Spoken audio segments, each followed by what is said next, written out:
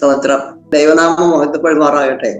ഇന്ന് കാൽപ്പാടുകൾ എന്ന പ്രോഗ്രാമിൽ കൂടെ എന്റെ വാഴ്ത്തപ്പെട്ട കർത്താവിനെ ഒന്നുകൂടെ സ്തുതിക്കുവാനും അത് മറ്റുള്ളവർക്ക് എന്റെ ദൈവസ്നേഹം അറിയിക്കുവാനും കർത്താവിന് ഇഷ്ടം തോന്നി ആമേൻ ഈ പ്രോഗ്രാമിലേക്ക് എന്നെ അടുപ്പിച്ച ദൈവത്തിന് നന്ദിയോടെ സ്തോത്രം ചെയ്യുന്നു.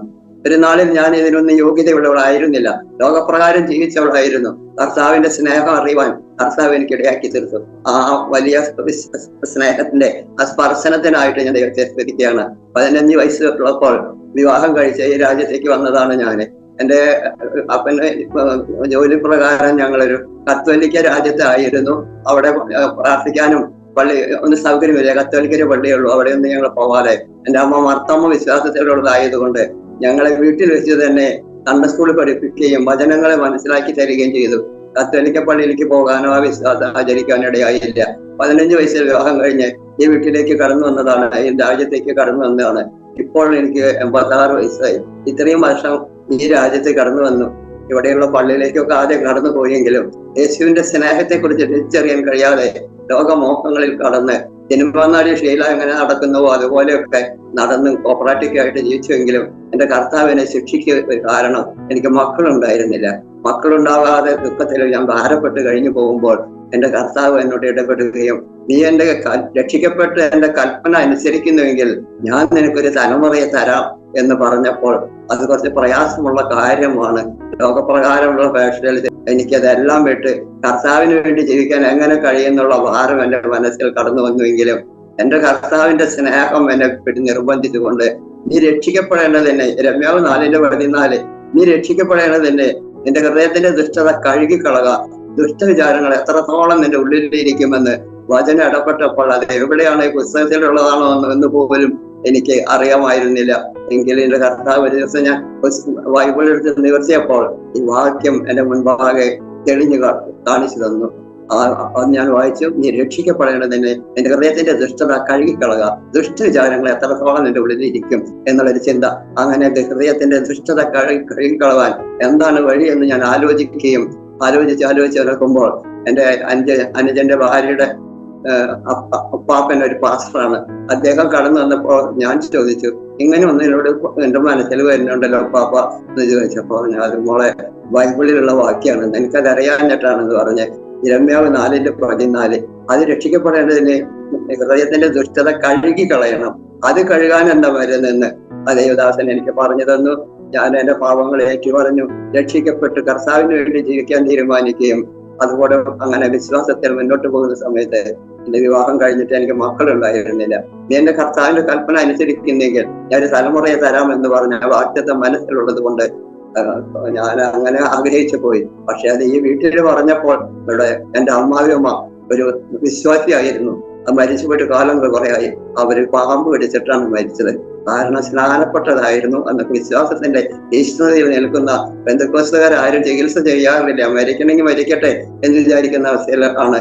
അതുപോലെ തന്നെ എന്നും ചിലരല്ല, ഞാനും അതുപോലെ തന്നെ നിൽക്കുകയാണ്. എന്റെ അമ്മാവമ്മ പിടിച്ച വിശ്വാസം, കർത്താവ് എനിക്ക് കാണിച്ചു തന്ന മാതൃക പ്രകാരം എന്ത് രോഗം വന്നാലും എന്റെ കർത്താവിന് കഴിയാത്തതൊന്നുമില്ല എന്നുള്ള വിശ്വാസത്തോടെ പ്രാർത്ഥനയോടെ ഇന്നുവരെയും നടത്തി. എന്റെ കല്യാണം കഴിയുമ്പോൾ എന്റെ അനുജത്തി ചെറിയ കുട്ടിയായിരുന്നു. 3 വയസ്സുള്ളപ്പോ എന്റെ മന്ത്രവാടി സാരിയുടെ സ്വർണത്തിന് വേണ്ടി നിലവിളിച്ച അവൾ വലുതായി കല്യാണം കഴിച്ച് അവൾക്ക് 4 കുട്ടികളായപ്പോഴും എനിക്ക് കുട്ടികളുണ്ടായിരുന്നില്ല. അതുമാതിരി ഇവിടെ അനുജന്റെ കല്യാണം കഴിഞ്ഞിട്ട് അവന് 4 കുട്ടികളായപ്പോൾ എനിക്ക് കുട്ടികളുണ്ടായിരുന്നില്ല. പക്ഷെ രക്ഷിക്കപ്പെടാൻ ഹൃദയത്തിന്റെ ദുഷ്ടത കഴുകിക്കളയാനുള്ള മനസ്സ് എനിക്ക് അന്നൊന്നും വന്നിട്ടുണ്ടായിരുന്നില്ല. എന്റെ കർത്താവിനെ തന്നു. ഞാൻ പാപങ്ങൾ ഏറ്റു പറഞ്ഞു, കർത്താവിനെ രക്ഷകനായി സ്വീകരിച്ചു. വീണ്ടും സ്നാനത്തിന് പുറപ്പെട്ടപ്പോൾ ഞങ്ങളുടെ വീട്ടിൽ ദേശത്ത് ആകെ കലുഷിതമായ ഒരവസ്ഥയുണ്ടായിരുന്നു. കാരണം അമ്മ ഈ പറമ്പെന്ന് തന്നെ പാമ്പ് കടിച്ചിട്ട് ചികിത്സ ചെയ്യാതെയാണ് മരിച്ചത്.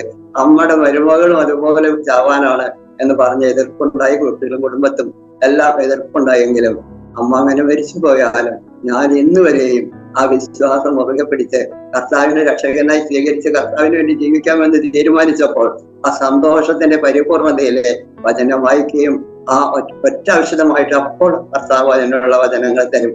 എന്റെ 2 കണ്ണും പഴുത്ത് 2 കണ്ണും നഷ്ടപ്പെട്ടു. എല്ലാവരും പറഞ്ഞു ഇനി ദേവിക്ക് കണ്ണുണ്ടാവില്ലെന്ന്.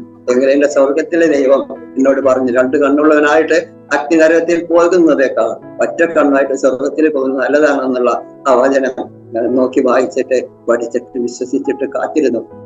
ഇന്നുവരെയും എന്റെ കർത്താവ് എനിക്ക് യാതൊരു കണ്ണിന് കേടില്ലാതെ, വെള്ളയത്തുണ്ട് അല്ലാതെ കേടില്ലാതെ എന്റെ കർത്താവിനെ നടത്തി. ആ വലിയ സ്നേഹത്തിനായി സ്തോത്രം. ഞാൻ കർത്താവിനോട് തീരുമാനം ചെയ്തു, സ്നാനെടുത്ത് അടുത്ത മാസം വിളിക്കും ഒരു മകനെ തരാൻ ദൈവത്തിന് ഇഷ്ടം തോന്നി. ഞാൻ ഗർഭിണിയായി. അങ്ങനെ കർത്താവിന്റെ നാമമഹത്വത്തിന് വേണ്ടി ജീവിക്കുവാനും കർത്താവിന്റെ കൽപ്പന അനുസരിച്ച് മുന്നോട്ട് പോകുവാനിടയായി തീർന്നു. അങ്ങനെ ഒരു മോൻ എനിക്ക് ദൈവം, ഞാൻ ഒന്നാണ് ചോദിച്ചത് തന്നു. പക്ഷെ ദൈവം ഇപ്പൊ മോന് അതുപോലെ ഒരു വിശ്വാസ കുടുംബത്തിൽ നിന്ന് നവമി എന്ന പോലെ ജീവിക്കുവാൻ കർത്താവ് എനിക്കൊരു മരുമകളെ തന്നു. കർത്താവ് എന്റെ സ്നേഹം എത്ര വലിയതാണ്. അതും പോരാ, ദൈവം എനിക്ക് 3 മക്കളെ തന്നു. എത്ര സ്നേഹത്തോടെ എന്റെ കർത്താവ് എത്ര വലിയവ എന്റെ ജീവിതത്തിൽ ചെയ്തു. എങ്കിലും ഞങ്ങൾ അതൊന്നും മറന്നിട്ടില്ല. ഈ കുടുംബത്തിലെ ഞങ്ങളുടെ അമ്മ നമ്മുടെ വിശ്വാസത്തോടെ ശ്രേഷ്ഠതയോടെ ജീവിച്ചു. പക്ഷേ അമ്മ യോഗത്തിന് പോയിട്ട് കിടക്കും. അന്ന് പറമ്പിൽ പോയിട്ട് വരുമ്പോ അവിടെ വെച്ച് പാമ്പ് കടിച്ചപ്പോ അമ്മ അവിടെ മോനെ ഓടി വാടാ, അമ്മനെ പാമ്പ് കടിച്ചോടാ എന്ന് പറഞ്ഞപ്പോ പാമ്പ് തെങ്ങിന്റെ മുകളിൽ കയറി തല കീഴ്പ്പെട്ടിട്ട് ഇങ്ങനെ കിടക്കാം. അങ്ങനെ കിടന്നിട്ടുണ്ടെങ്കിൽ വിഷം ഇറങ്ങില്ല എന്നാണ് വിഷവൈദ്യം പറയുന്നത്. വിഷവൈദ്യം വന്നാലും അമ്മ സമ്മതിച്ചില്ല. ഞാൻ മരിക്കണമെങ്കിൽ മരിച്ചോട്ടെ, എന്റെ കർത്താവിന് എനിക്ക് സഹിത്തിന്റെ തന്നെങ്കിൽ മതി എന്ന് പറഞ്ഞ് അമ്മ അങ്ങനെ മറ്റേ നാട്ടിലേക്ക് 2 കുട്ടികളെയും ഭർത്താവിനെ ഇവിടെ നാട്ടിലേക്ക് പോയി. ആ വാഗ്ദത്തം ആ കുടുംബത്തിലാണ് ഞാൻ കടന്നു വന്നത്. ഞാൻ ഇന്ന് വരെ അവിശ്വാസം പിടിച്ചിരിക്കുന്ന ഏത് രോഗം വന്നാലും രക്ഷിക്കപ്പെട്ടതിന് ശേഷം, സ്നാനപ്പെട്ടതിന് ശേഷം വിശ്വാസത്തിന്റെ നായകനെ പൂർത്തിവെച്ച യേശുവിനെ നോക്കി എന്റെ മുമ്പിൽ വെച്ചിരിക്കുന്ന ഓട്ടം ഞാൻ സ്ഥിരതയോടെ മുന്നോട്ട് ഓടിക്കൊണ്ടിരിക്കും. അപ്പത്തെ സ്നാനത്തിന് തീരുമാനിച്ചു മോന്റെ അപ്പച്ചൻ. അന്ന് ആദ്യം എതിർപ്പായിരുന്നു, മരിക്കുന്നുള്ള പേടിയുണ്ട്. അങ്ങനെ ആയിരുന്നെങ്കിലും സ്നാനത്തിന് തീരുമാനിച്ച 1 മാസത്തിന് മുമ്പ് അദ്ദേഹം ഈ ലോകം വിട്ട് കർത്താവ് ഒരിക്കൽ സ്ഥാനത്തേക്ക് മാറ്റപ്പെട്ടു പോയി. ഇനിയിപ്പോ ഞാനും മോന്റെ ഭാര്യ അവന്റെ 3 മക്കളും കൂടി ഈ ഭവനത്തിൽ ഞങ്ങൾ വീടിന്റെ അടുത്ത് ഓളിന് സ്ഥലം കൊടുത്തു. അവിടെ ദൈവത്തെ ആരാധിക്കാനായിട്ട് ഒരു ദൈവദാസനും കുടുംബമുണ്ട്. അവിടെ ആരാധന കുട്ടിവിശ്വാസികളുണ്ട്. അവിടെ അമ്മ പാമ്പ് കടിച്ച ആ മരിച്ച പറമ്പലിലാണ് കേട്ടാ. എങ്കിലും ഞങ്ങൾക്ക് ആർക്കും ഭയമില്ല. ഇപ്പൊ നടക്കാൻ പ്രയാസമാണ്. നടക്കാൻ ഞാനൊന്ന് വീണു. ആ ഇവിടുന്ന് രാത്രി എഴുന്നേറ്റ് ബാത്റൂമിൽ പോകാൻ നോക്കിയതാ. അവിടെ പോകുമ്പോഴേ വീണത്. മോനോ മരുമകളോ കുട്ടികളോ കൈപിടിച്ച് എന്നെ ആരാധനയ്ക്കും പ്രാർത്ഥനയ്ക്കും എല്ലാം കൊണ്ടുപോകും. അല്ലെങ്കിൽ തീരെ വയ്യാതായാൽ എന്റെ വീടിന്റെ ജനൽവാതിൽ തുറന്നിട്ടാൽ ഹോളിൽ എന്ത് കിടക്കുന്നു, കഴിക്കുന്നു, എന്ത് പറയുന്നു എല്ലാം കേൾക്കാൻ കഴിയും.